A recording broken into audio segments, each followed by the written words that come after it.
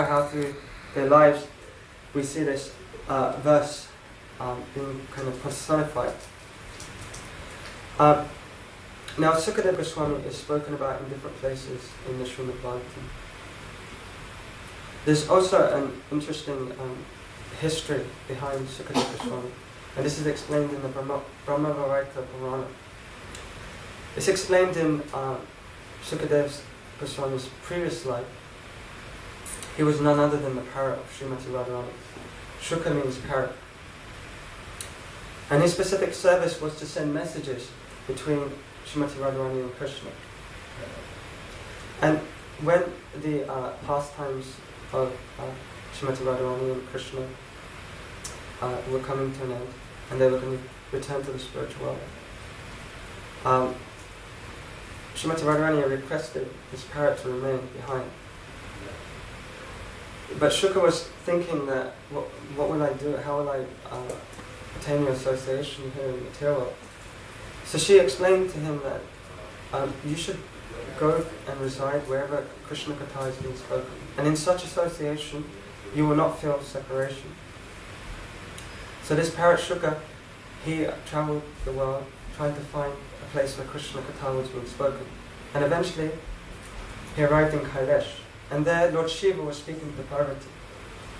And he was narrating the Srimad Bhagavatam. And Lord Shiva was absorbed in speaking Srimad Bhagavatam, and Parvati was listening. And so there was a tree above Lord Shiva. And so this parrot, he decided to go there and hide behind the leaves. And so like this, he was hearing Srimad Bhagavatam. And as Lord Shiva was reciting the Bhagavatam, to reciprocate and encourage Lord Shiva to carry on speaking, Parvati would make some sort of sound to indicate that she was attentive and listening. So she was saying, etc. At one point during the narration, Parvati got tired and she fell asleep. Now, this parrot Sukha was thinking that Lord Shiva will stop the katha because Parvati is sleeping. So he imitated Parvati. And so in this way, Lord Shiva continued the narration. And towards the end of the recitation, Lord Shiva, Parvati actually awoke. And Lord Shiva asked Parvati, not knowing that she had fallen asleep, how she was finding the Srimad Bhagavatam. Was she enjoying the pastimes of Lord Krishna? And she honestly admitted that, unfortunately, I fell asleep, and apologized. So Lord Shiva was a little bewildered because he'd heard the voice of Parvati throughout his narration. So then he realized there must be some imposter here. And he realized also that if someone unqualified hears Srimad Bhagavatam, then this can cause a disturbance in society. So he began to search out who it was that was hearing the Srimad Bhagavatam without invitation. And so then finally he spotted Shuka. And he ran towards this parrot with his trident to kill this parrot. And Shuka fled in fear. And Lord Shiva was chasing behind. And eventually, Shuka came to the hermitage of Vyasadeva. And in this hermitage, Vyasadeva was reciting Srimad Bhagavatam to his wife. And at one point in the recitation, his wife yawned. And Shuka took this opportunity to fly into the mouth of his wife and entered the body of his wife, and then manifested as Shukadeva Goswami in the womb. Lord Shiva explained to Vyasadeva the situation, and Vyasadeva said that one of the benedictions of someone who hears Srimad Bhagavatam attentively, he attains eternal life. And so Vyasadeva said, now this parrot Shuka is eternal, you cannot kill him anyway, so better you return to Kailash. And hearing this Lord Shiva agreed and left. So this is how, according to the Puranas, how Shukadeva Goswami entered the room of Vyasadeva's wife. Now, in the Bhagavatam itself, we see many significant pastimes that illustrate the greatness of Shukadeva Goswami and the fact that he was a liberated soul. The first one that comes to mind is how he refused to leave the womb of his mother. In fact, it's said that there's different numbers of years given, but Prabhupada says 12 years. He remained, through his mystic potencies, in the womb of his mother for 12 years. In fact, it said that Vyasadeva repeatedly asked Sukadeva Goswami to come out of the womb, but he refused. And he reasoned that there's danger. If I leave the womb of my mother, there's a danger that I can fall under the material energy or Maya. And he even replied, he said, look at you, Vyasadeva. You know, you're attached to your wife, you're attached to your children, you're attached to your home. Why do I want to become like you?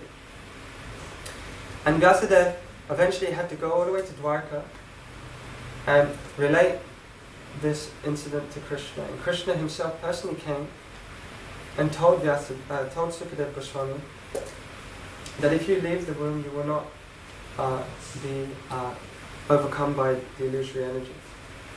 So it's quite interesting. We learn an important lesson here that great souls, they actually fear Maya. They're very cautious and careful how they deal with the material energy. One of Prabhupada's biggest complaints about his Western disciples was that they don't fear Maya. You know, we've kind of lived in the material energy, you know, the grossest form of Maya. And because of that, sometimes when we come to devotional life, we kind of deal with it as if it's not a problem. But the great souls teach us that we have to be careful. And we have to be careful that we don't take unnecessary risks. And sometimes Maya may not come to us, especially for devotees, in a gross way. But perhaps that's Soho Street. It may be different. But generally, Maya comes in subtle ways. But the danger is, even if we let Maya in a little, she can cause havoc. They say, give an inch, takes a mile. And we see there's a very significant and special example in the Bhagavatam that illustrates this point. Anyone know the example I'm referring to? Huh? Bharat March, yeah. So that pastime teaches us that we have to be careful of Maya in whatever form it comes in. In fact, Prabhupada says in that section of the Bhagavatam, he says that the activities of Bharat March should be carefully studied if one wants to make spiritual advancement. He encourages us to study this pastime if we want to make spiritual advancement. He also says in this section that spiritual salvation and liberation from material bondage should be approached with great caution, because just a little discrepancy will cause one to fall down again into the material world. Now this example is quite significant because Bharat Maharaj was not an ordinary personality. In fact, he was installed by who? Who was he installed by as emperor of the entire world? Not Yudhishthira Maharaj. Not Narada. It was the Supreme Personality of Godhead in the form of... Who was his father? His father was Lord Rishabdev. So this was the Supreme Personality of Godhead himself. And he installed Bharat Maharaj as the emperor of the world. And Rishabdev had 100 sons. And he told all his other 99 sons to serve Bharat Maharaj. And said that by serving Bharat Maharaj, it's considered none different to serving me. So this was his special position. In fact, at that time, the entire world was ruled by one king. Now, you know, we have different countries that are ruled by different prime ministers and presidents. But at that time, the entire world was ruled by one emperor. And in fact, previous to this, the world was called Ajnaba Varsha. But because of Bharat Maharaj's greatness, the name was changed to Bharat Varsha. And hence nowadays, many refer to India as Bharat.